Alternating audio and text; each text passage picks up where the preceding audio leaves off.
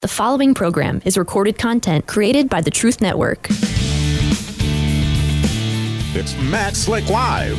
Matt is the founder and president of the Christian Apologetics Research Ministry, found online at CARM.org. When you have questions about Bible doctrines, turn to Matt Slick Live for answers. Taking your calls and responding to your questions at 877-207-2276. Here's Matt Slick.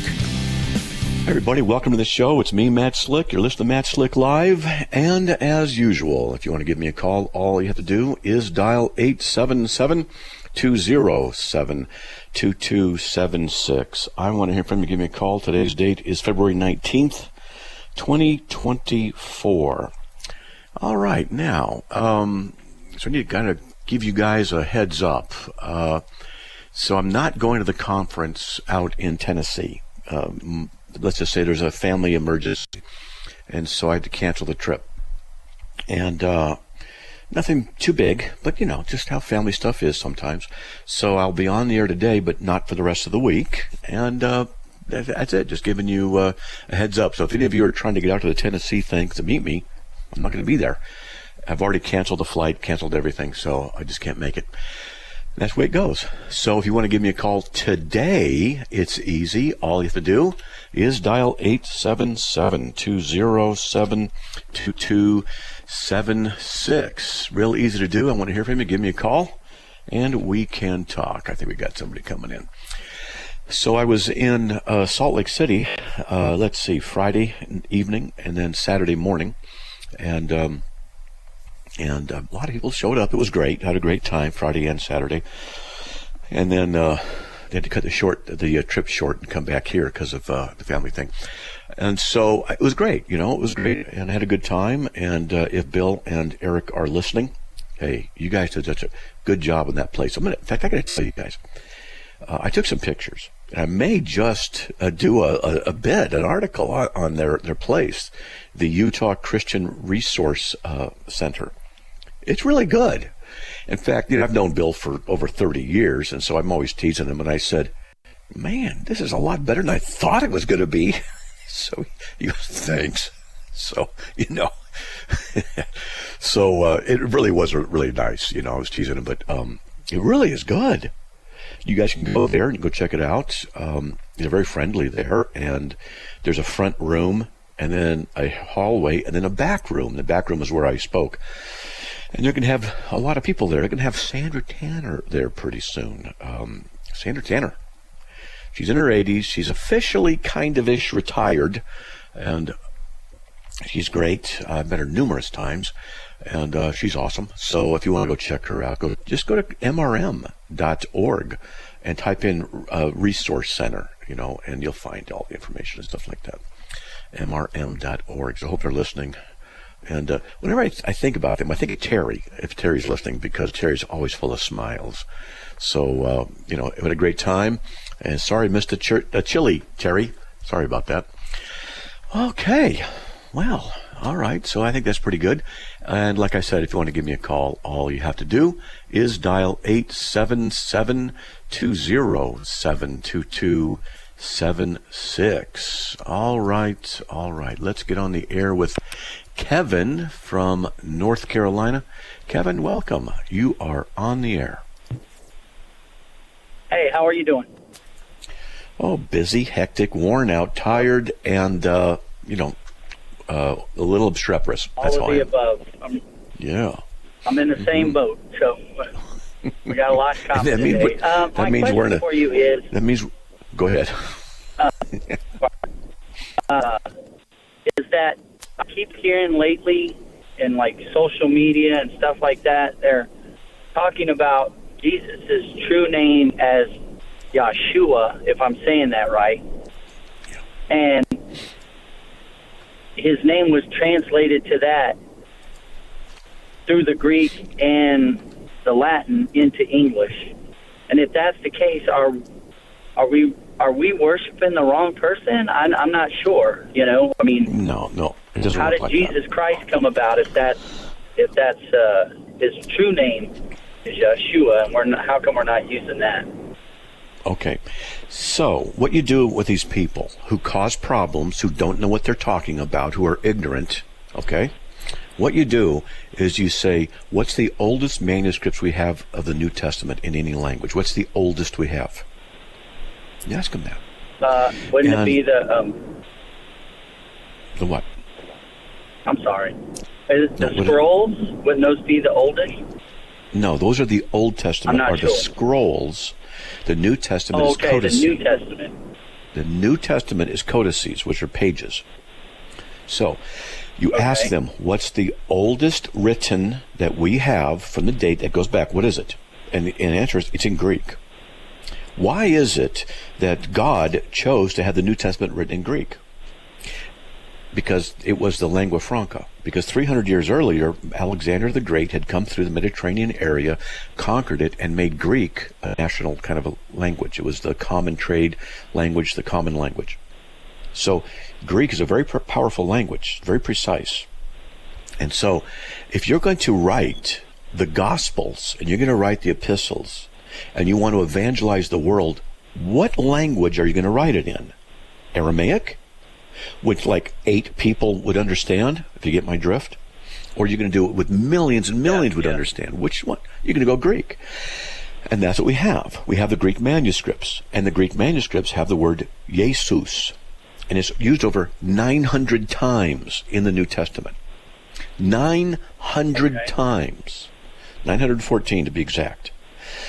So the name Jesus is literally in the Greek I-A-S-O-U, or you can say S, okay? So what it is, when you look at this, it's I-A-S-O-U-S. That's the literal transliteration. Iota, Eta, Sigma, Omicron, Upsilon, Sigma. Those are the Greek letters. And how you literally, the best pronunciation we have that I'm aware of is Jesus. Jesus. E-A-sus. Right. Jesus. That's how you pronounce it. And Christos is the word for Christ. And like, for example, the word Savior is soteros. See, what we're doing is we're translating. My name in Spanish is Mateo. Okay, in English it's Matt or Matthew. Right. So in Greek it's Matthias. All right. So we had to pronounce the right name? Because what if my name, is Matthew, but in Spanish, someone's talking to me and say, ¿Cómo estás, Mateo? How are you, Matt? I say, well, that's not my name. My name's Matthew. You have to say it right, or otherwise it's not really me. It's dumb. You see that? It's dumb. So what's happening is this. Now, we'll go to Matthew 1:21. She shall bear a son. This is what the angel is saying. The birth of Jesus Christ is as follows, right? That's verse 18. Joseph, her husband, etc. She will bear a son, and you shall call his name Jesus, for he will save his people from their sins. Now, was his name Yeshua in Hebrew? Probably. But his name in Greek is Jesus. My name in Spanish is Mateo. In Greek is Matthias. In English is Matthew. They're all the same thing. You don't have to pronounce it the right way. Otherwise, you're serving the wrong God. It's the stupidity of that argument and the stupidity of the stuff that they do, and they cause problems. Now, what I can do is I can say, look, what's the name of God? Now, we go to, for example, Genesis, and we look up the word Lord, okay? And we find out that it's the Greek word, the Hebrew Yahweh. Well, Yahweh.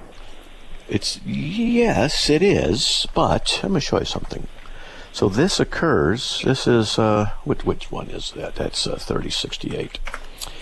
That occurs 6,517 times in the Hebrew Bible. So what's the correct pronunciation of Yod-Heh-Vav-Heh? Because the word Yahweh, which is what we just say in English, is actually a way to pronounce the 4 consonants, because the vowel points were not there in the original. So you could have like the word table or table or tibble or tobel, because the different vowel changes everything. So if you don't know exactly what the original vowels were, then how do you know how to pronounce it? So what we have here is Yod, Hev, Vav, He. Yod, Hev, Vav, Hev. How do you pronounce that? Well, if they say that you have to have the word Jesus pronounced properly, it has to be Yeshua, or you're not serving Jesus. Give me a... It's so stupid.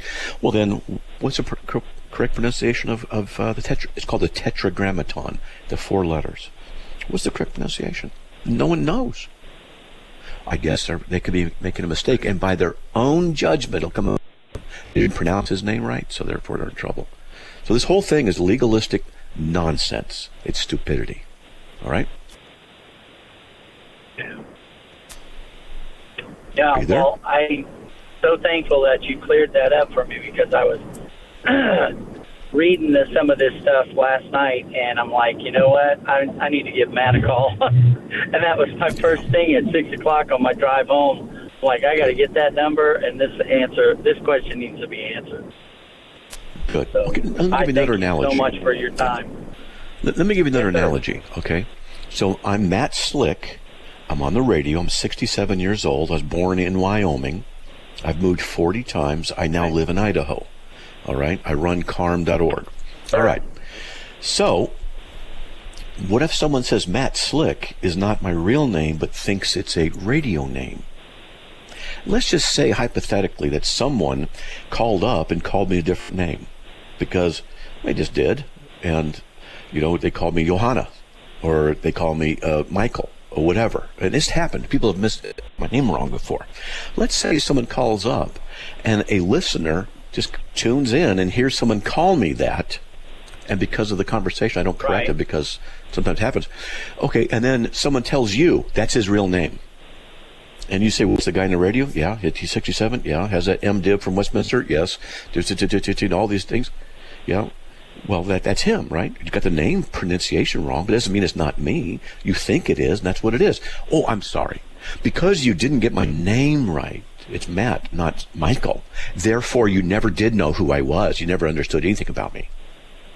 It's dumb. Right. It is really dumb. Yeah, that's a great analogy. And I just worry because, you know, Revelation says there's going to be false prophets in the end time. And I feel, just my perspective, I feel like we're growing closer and closer to the end times. And it's just, there's so much information out there, and we're bombarded by it. It'd be really easy to be deceived into doing things that you shouldn't be doing. You know, we just have to pray to God and ask Him to guide us is the main thing. But I was so glad I was able to get you on the phone and get this straightened out. Okay, good. And that's what it is. So I hope it's really settled and you don't have to worry about it, okay? Nobody knows how the name is exactly pronounced, and if they say you have to pronounce it exactly, well, then they're in trouble. No one knows what it exactly is. Right. All right? Okay. Yes, sir. So there you go.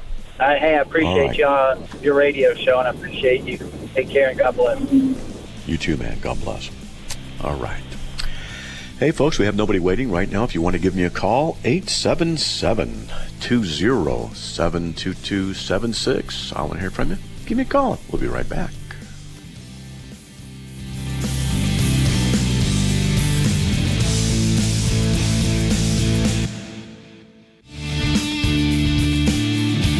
It's Matt Slick Live, taking your calls at 877-207-2276. Here's Matt Slick. Hey everybody, welcome back to the show. It's me, Matt Slick, and you're listening to Matt Slick Live. If you're a first-time listener, Matt Slick is my real name. Believe it or not, it's a cool radio name, too. Matt Slick Live. And if you want to give me a call, all you have to do is dial 877-207-2276. And let's see what else. Been doing apologetics for about, since 1980, answering the Christian questions and challenges against the Christian faith. So there you go if you want to give me a call. You can also email me, anybody. If you want, you can email me at info@carm.org, info@carm.org. Just put the subject line, radio question or radio comment, and get to it. All right, Brian from Ohio. Hey, Brian, you're on the air. Hi, Matt. How are you? Doing all right. Hanging in there, man. What do you got, buddy? All right. This is an unusual question. I don't want to take up a lot of your time from the serious questions, but my wife and I listen to you on the way home every night from work, and you were talking about a week or two ago about the how you make your coffee with the chai tea in it and the chocolate, and we've been wanting to try that ever since, and wondered if you could give us a little insight as to what the recipe is for that. Oh, it's good. I'm drinking it. I got it right at my desk right now, and a coffee mug someone sent me that I can operate with my phone has battery in it, so it keeps it hot for a long time. Hold on, I'm going to take a drink. Oh, that'd be great. Oh, that's good. All right, so my wife and I have a Nespresso machine, and about once a day, once every third day, I'll use it. And often what I'll do is I'll take not Folgers, but I take Nescafe coffee crystals, because that other stuff's expensive. So I'll do that. At any rate, that's what I did today. And so I put the Hershey's chocolate creamer in it, and then I take a scoop of chai, CHAI. It's got crystals, chai stuff like that, and put it in there. Oh, okay. And it's not chai tea; it's the chai crystals. Okay. Yes, that's what we're doing wrong. Crystals. Right, my wife got it at a coffee place. We got to go back and get some more. So that's what we do. In fact, when my wife's girlfriends come over, I'll often make them really nice coffees. And what I'll do is I'll take glasses, not coffee cups, you can see through, and I'll put the different layers of coffee and stuff in it. You can see with the creamer, let it sit, and the whole bit. Then I top it with with whipped cream. And then I give them a little spoon so they can stir it up and see it blend. And they get a kick out of it, and it's fun. I like doing it. So, yeah, that's what I do for coffee. Well, thank you, Matt. Appreciate that very much, and appreciate you and your sound theology keeping us straight and letting us know what the Scriptures really say. So keep up the good work. Well, I'm trying, man. I'm trying, by God's grace. All right. Okay. Well, take care. Thank you. Okay. Thank you. All right. Well, that's Brian from Ohio. I don't know if I've ever even been to Ohio. Seriously, don't even know. I can't remember. Maybe I have. I've done so many things. Who knows? All right. Champ, we don't have anybody waiting, so I'm looking at the text chat. Let's see if they type anything in there. One person says, we're living in times of deception. That is very true. That's very true. Love whipped cream, someone says. That's right. Man, I make a good cup of coffee. I do. I've had people come over and go, well, I don't really like coffee. I go, you want to try it? And, the ones that let me talk them into it. And they go, man, that's good. I say, yep. So, all right, there you go. Hey, let me see if I can get to some emails. Okay, wow, I can't even read that. All right, let's get into this. The podcasts have not been updated with the show since January 22nd. That's right. I've been so busy just trying to catch up because we lost someone who quit on us and left us high and dryer. That was it. I don't even know where to go to figure out what to do. And that's it. I haven't even tried to look. So there's just different ways. And then once that's going, and once I get everything else done, then I'll have to figure out how to upload the podcast and do that. And I've just got so much on my plate that it's just another thing I have to do. And with my wife's health not being as good as it needs to be, it just adds even more upon my plate. So one solution is to pile it higher. The other one is get a bigger plate. And what I've been doing is getting a bigger plate. So it just takes me longer to get stuff. All right, there you go. Let's see. We don't got that. Good day. I'm interested to know which translation of the Bible you all use. Well, I don't know about you all here at CARM, but the one I use is the NASB 95. I like the NASB 95. It says, I've been enjoying the YouTube series on Romans, and I thought I'd get a copy of it.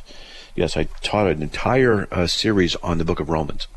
And the outlines are there, downloadable, the videos. I think the videos are there too. Yeah, everything is there, so you can just listen. The lighting and the setting is bad, but that's what it is, because I did it in my house and with a bunch of people in the living room, kind of a thing. So that's just what it was. So there you go with that. And all right, I like the visual images tied to the CARM articles posted on Getter, which I don't know what that is. Yeah, I mean I know what Getter is, but what's these images? Maybe consider attaching them to the corresponding article on the CARM site. That's a good idea. That's a good idea. So we've had different people doing stuff, and what I like to do when they work with CARM is I say, here's your domain. Just do what you want with it within these parameters. That's all. I don't need explanations. If you have problems, come talk to me. See, I believe in giving people responsibility, and since they're grown-ups, handle it the way you see fit. Here's the guidelines, and don't go outside the guidelines unless there's a reason you need to. You let me know. And that's it. And we work. So what they'll do is develop their own, like images. I tell them how to make images, where to make images, what to do with the images, how to put them in. I tell them all this stuff. Then they just are kind of set free to do their own thing. So that is a good idea, that those who would do that, and we need to put the images in the articles. So if someone could find out where the things are on Getter, that's another thing. Is maybe linking these kinds of things into a social media grid on CARM so they can go there and look too. We've got so many things we want to have done, and it's just a lot of work. So basically I work more than all of our volunteers combined. And plus, in the evenings, I like to do debates, impromptu debates going into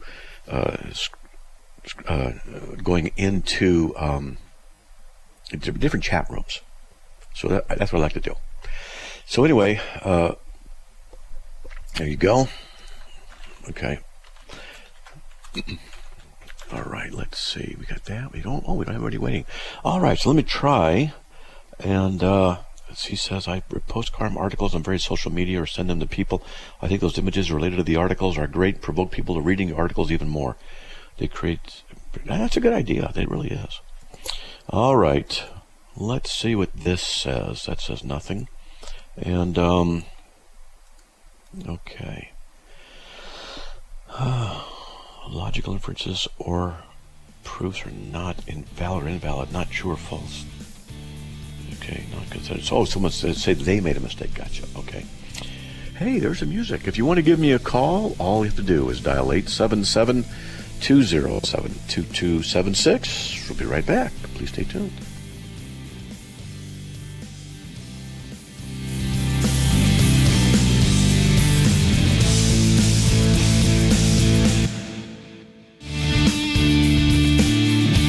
It's Matt Slick Live, taking your calls at 877-207-2276. Here's Matt Slick. All right, everybody, welcome back to... Oh, interesting. Welcome back to the show. If you want to give me a call, 877-207-2276. Let's get to Blake from Discord. Blake, welcome. You're on the air. Hey, Matt. How's it going? Hello from Moscow, Idaho. Just wanted to give you a call. I finally made it home from Potlatch. But was curious, since we're both of a similar Reformed cloth, wanted to know if you were interested in being a key holder in a discipleship server. I remember in listening to some of your discourse with some of the young guys, you got a very big passion, for discipling young believers to be competent, and not only competent but confident in the scriptures and in their faith, so they can represent it well and influence, be advancing Christ's kingdom. Sounds interesting, because one of the things I do want to do is start discipling, helping, training, whatever you want to call it, young people in the faith. Not that I got all the answers, but yeah. Well, Sure. God truly has given you quite a few answers. I think one of the most interesting things you told me is that one of your professors was John Frame, and I'm looking at one of his books right now on my shelf. It surely would have been a blessing to have met him. But anywho's, if you had time to discuss that, I see that there's a lot of folks online in these different servers and whatnot, and a lot of the Protestants are very much ill-equipped. Very few that have a solid understanding of the Scriptures. And it's so refreshing to have somebody like you who's older and has been doing this and been at it for a very long time to be present. But I think if perhaps there was a place where you and maybe some others were discipling, and then those younger guys could get just pushed out, and that would almost, I can't think of a better word than wreak havoc in a good way. Man, I like that. You're hitting a chord. Absolutely. We should talk. Now, are you on Discord? You're Blake. Blake, what? I am. Yes. Okay. Yeah, I remember. The name that it's let me see here. I'll just shoot you a Discord message. Okay. Yeah, with my full name. Okay. Yep. And I put my cell number. That's okay. I put my cell number in that first message that I sent to you, and an invite to the Discord server that I've created.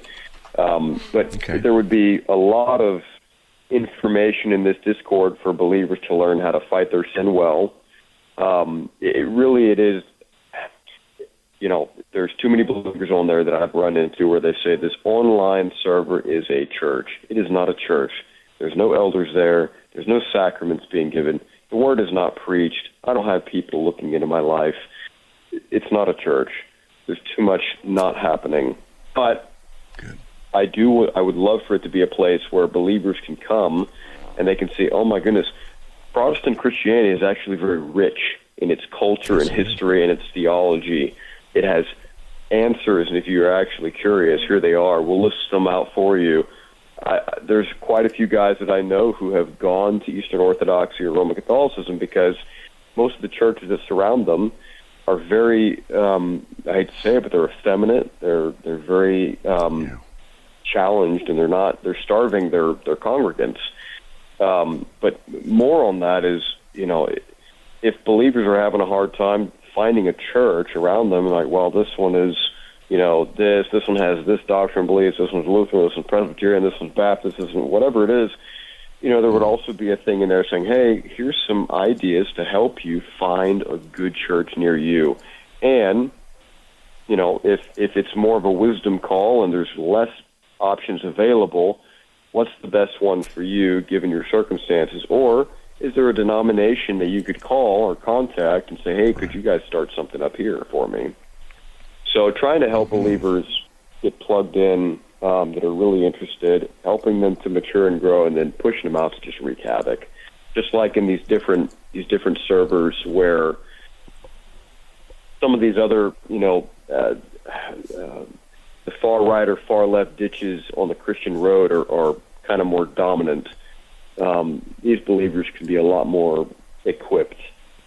And I think it would be a blessing if, we had more guys, older, wiser gentlemen that were pouring into them, and in a context where they can't be just talking over you, or each other.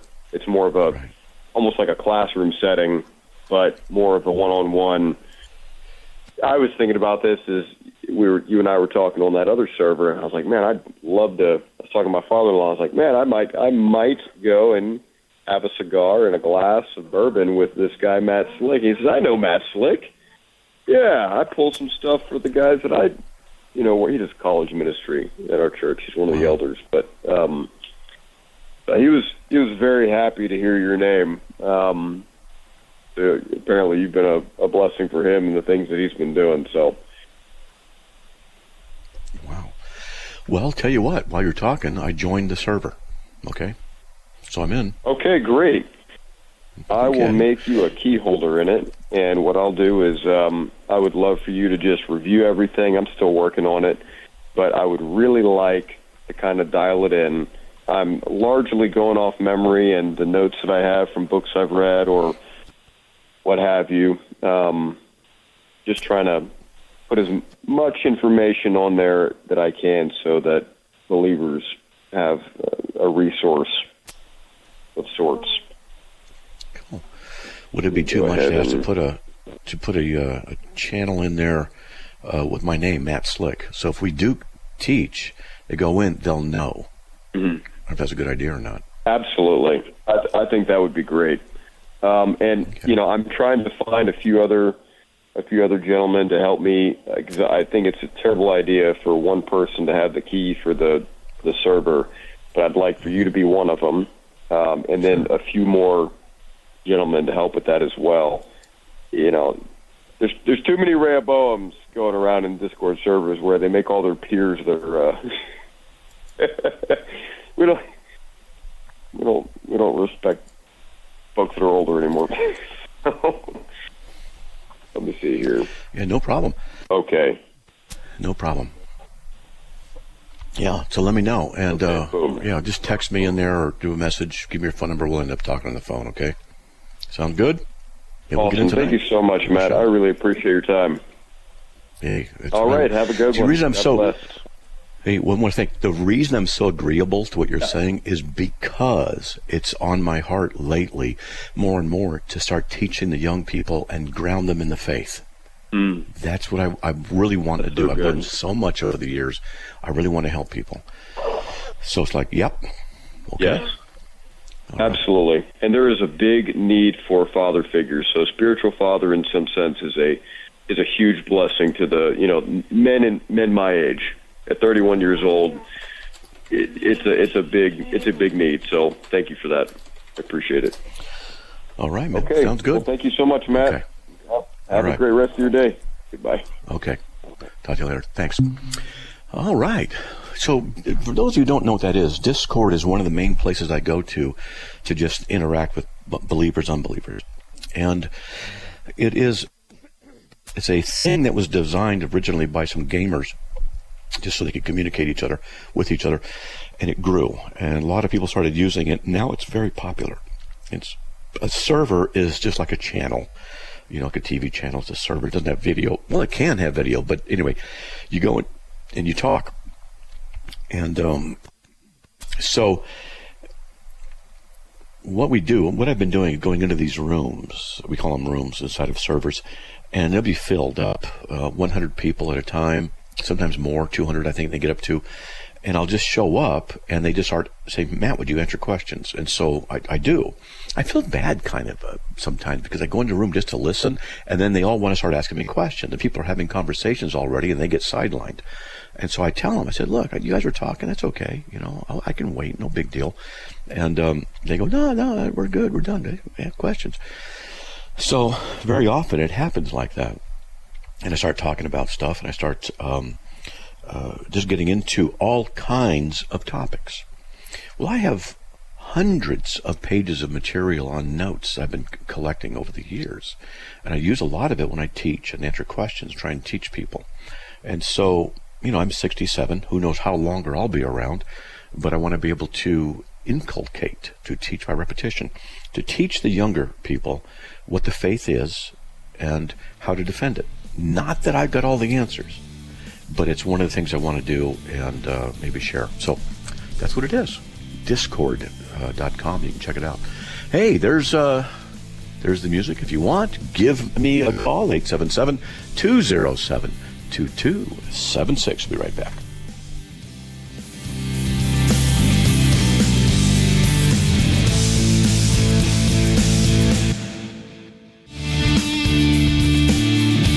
It's Matt Slick Live, taking your calls at 877-207-2276. Here's Matt Slick. Everybody, welcome back to the show. If you want to give me a call, all you have to do is dial 877-207-2276. All right, I want to hear from you. Give me a call. And we have nobody waiting, so I'm going to get on to, let's see, I'm going to go down to get some of the older questions people have asked. Let's see. Hello, Mr. Slick. Love your name. My question is, the verse mentioned Abraham's only son Isaac. They're not acknowledging the son from the handmaiden Ishmael. Just curious. Yes. Hold on one sec. Okay, there we go. So yes, the reason is because he was not, Ishmael was not the son of promise. And notice that God says of Isaac, to Jacob about Isaac, take your only begotten son. And so what he's talking about is that within the confines of his proper marriage that God had promised.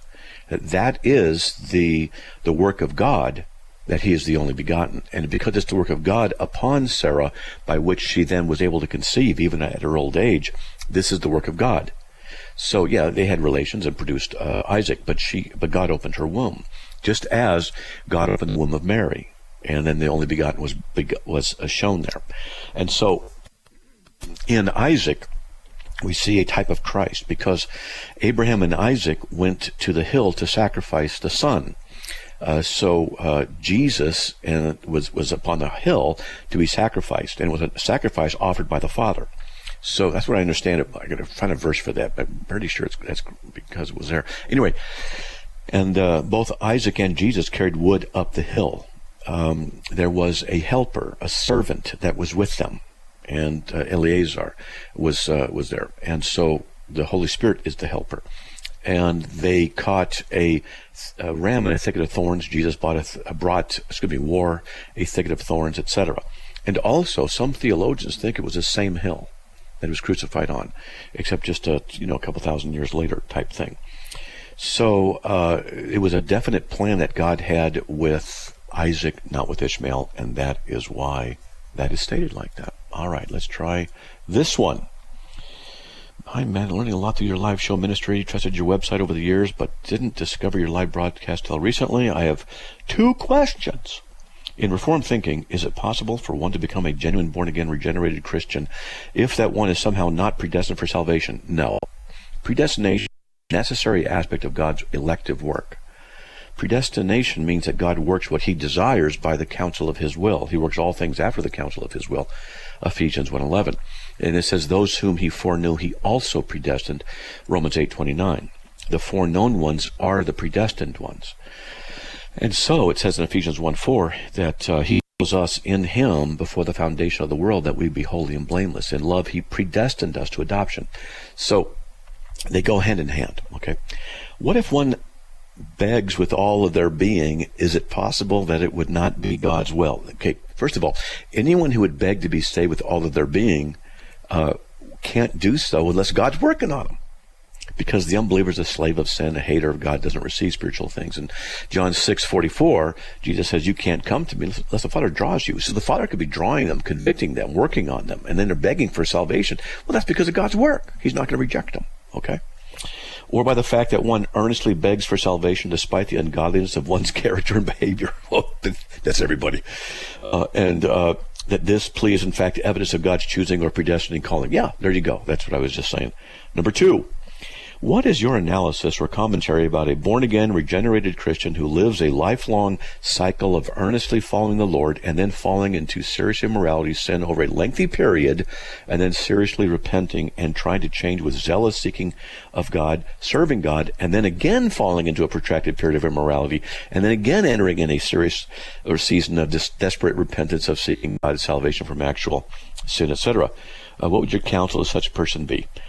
Be careful, otherwise God's going to kill you. That's my counsel. You see, if you're really a Christian, you really are, then you've got to remember that, I'm going to go to a verse. Here we go. Let's see, 1 Corinthians 5. And he says, there was a man having relations with his father's wife. And let's see, He says, I've decided to deliver such a one to Satan for the destruction of his flesh, so that his spirit may be saved in the day of the Lord Jesus. Interesting verse. So the judgment upon a person is to be killed, so that they'll be saved. So let's say there's a real Christian, really is born again, and he or she is dabbling in things he shouldn't do. And he gets into it more and more and more. Well, God has his way of being very patient. Very, very patient. But look at this. Judgment can occur to such a person that he will judge them and take them out. This is a serious thing. Because if you want to serve God and are working against him or causing problems, and you're indulging in various sins, well, then maybe God will judge you. So it's just a warning I've had to people that if you're going to do that, you be very careful. I knew of a guy, my old boss, who's a Christian, told me a story about a friend of his. And this man was a Christian, and he started dabbling in sinful stuff. And he got in some sort of an accident, and his back was broken. So he's on his back in a hospital bed or at home in a bed, for months. I think it took 6 months before he could really start walking again, something like that. I don't know how long it all takes, but it was a long time. So during that time, he repented. He repented, says, Lord, you got my attention. And he started studying the Bible. And he was healed and, healed up. And 2 years later, he started sliding again. And he started getting into the same old stuff that he shouldn't have. Another accident occurred, broke his back again. That time he repented and stayed repentant. He didn't want to go through it again. So God's discipline was upon him. And this kind of stuff happens. I had a time in my life where I was disciplined. And God has his way of communicating to us various things and in various ways to discipline us. And if we continue to rebel, he'll deal with you. The dealing with you can be through a sickness, accidents, or he'll kill you. Now that's a serious thing. No, Jesus would never do that. He's blonde-haired, blue-eyed Caucasian surfer dude, dressed in a woman's nightgown, dressed, and he'll never hurt you. And so this is just something that is important, that we need to be aware of, and stuff like that. So, all right, there you go with that. Let's get to another. Oh, wait, we have a call. All right, let's get to Elijah from Philly. Elijah, welcome. You are on the air. What do you got? Hi, Matt. I got 2 questions for you. So the first question is this. I was listening to the radio show called The Line a few days ago, and I heard Matt Dillahunty bring up this argument against Jesus, where he says that Jesus committed a sin. And hold on, let me see if I can bring this up. All right, so it's in Matthew 21, verse 3, where it says, "If anyone says unto you, you shall."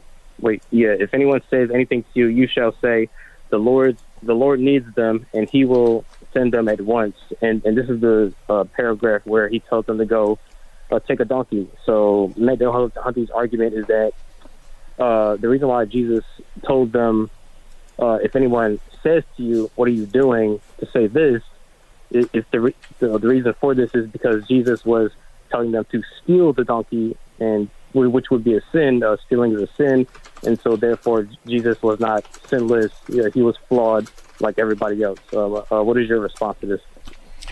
So let me get this straight. So in Matthew 21:3, it says that Jesus was stealing, telling them to steal, because he said, if anyone says to you anything, you should say the Lord has need of them, and immediately he will send them. That means he was stealing, right? Yeah, because the people are like, what are you doing? Why are you taking the donkey? Which means that they had no business taking it in the first place. Yeah. But notice what Jesus says, and immediately he will send them. So he's saying the guy whose donkey it is will send him. He's saying the Lord has need. He's letting him know, and the man's going to say, go to him. How's that stealing? Matt Dillahunty, if he says this is just stupid. Seriously, but it is. It's ridiculous. Okay. I'm sorry. Could you repeat what you just said? Because my phone had I just made a noise when you had said that. Sure. It's a very bad argument because in the text, he instructs them to say, the Lord has need of them. So that means he's telling the owner, the Lord has need of them. And then he says, and immediately he will send them. So that means he's telling them this is what the need is, and the guy's going to send them. Go ahead. It's right there in the text. When you say immediately send them, can you clarify who he's talking about there? Because I'm sorry, my brain is just acting a little bit slow today. That's all right. Are you a Christian? Yeah. We talked quite I just need to know. times Are you a before, Christian? I just need to know. Are you Christian? That's it. Yes? Yeah. Okay. Yeah. So, because sometimes people call up who are atheists trying to pretend that they are Christians, and then they ask questions like this for trapping. They're just testing. That's all right. And if you're an atheist, I'll still talk to you. But notice what it says. Jesus says, go into the village opposite you, and immediately you'll find a donkey tied there and a colt with her. Untie them and bring them to me. If anyone says anything to you, you shall say, the Lord has need of them, and immediately he will send them. He has need of them. Okay? They have a colt, right? A donkey tied there and a colt with her. So they're both going to go, the donkey and the colt, untie them. The Lord has need of them, and immediately he will send them. Okay? Yeah.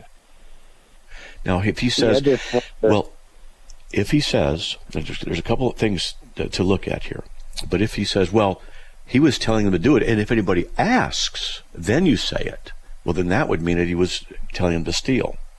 Well, there is a technical problem that he would have, Matt Dillahunty, since God owns the cattle on 1,000 hills, the Bible says. All that is on the earth belongs to God. It belongs to him. So if he were to take what belongs to him, it cannot be stealing.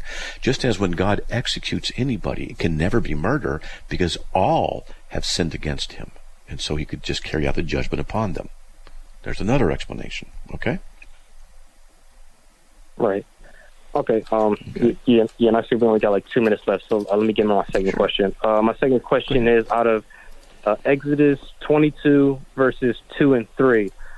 It's about self-defense during home invasion, and I think in verse 3 it said, if you strike the person that is invading your home and they die after the sun has risen, then you shall be guilty, or something like that.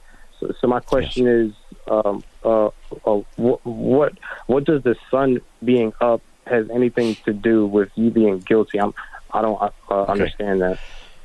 So we're almost out of time. It has to do with being able to see who's in the house and see what's going on, that you strike a person. Because you don't know who it is. And it has to do with being able to see. So we're out of time. So call back tomorrow. Let's talk about it some more, okay? Because there's some more there. All right, buddy. All right. May the Lord bless you. All right. Hey, folks, we are out of time. May the Lord bless you. And by his grace, we'll be back on the air tomorrow. I hope to hear from you. Oh, no, wait a minute. We won't be back on the air tomorrow. I'm off for the rest of the week. Talk to you later. Another program powered by the Truth Network.